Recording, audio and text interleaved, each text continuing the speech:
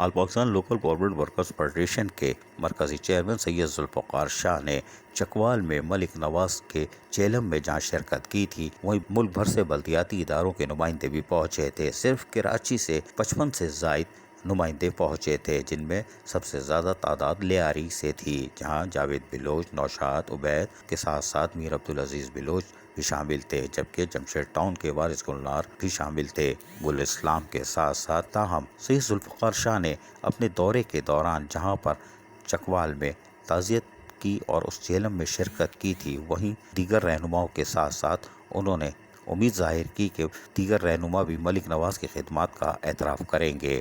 تاہم سید ذوالفقار شاہ نے اپنے دورے کے دوران ایبٹ آباد پہنچ کر شملہ پہاڑی پر کام کرنے والے بلدیاتی ملازمین سے بھی ملاقات کی اور اس موقع پر ان کے مسائل بھی معلوم کیے۔ اس موقع پر 10 سے زائد کانٹریکٹ پر کام کرنے والے عملے کو مستقل کرنے پر ظہیر احمد شیخ کی کارکردگی کو بھی سراہا گیا۔ انہوں نے کہا کہ ایبٹ آباد میں سٹی ایریا کے ناظم حمید غوری سے بھی جہاں وفد کے ہمراہ ملاقات کی تھی، وہیں ملاقات میں ان کی شہری علاقوں میں کارکردگی کو بھی سراہا۔ ہری پور میں کے پی کے بلدیاتی پنشنر کے نمائندے طارق محمود شیخ اشتیاق احمد سے بھی ملاقات کی۔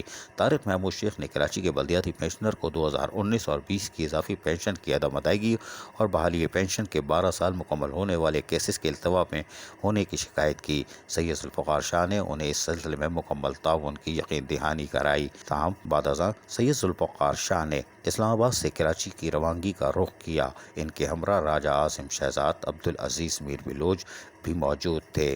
تاہم ذوالفقار شاہ گزشتہ روز کراچی پہنچ گئے۔ عزیز عارف، KBS بلدیاتی نیوز کراچی۔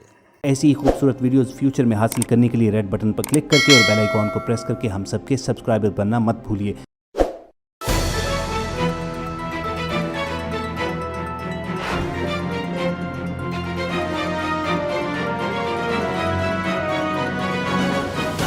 KBS بلدیات news.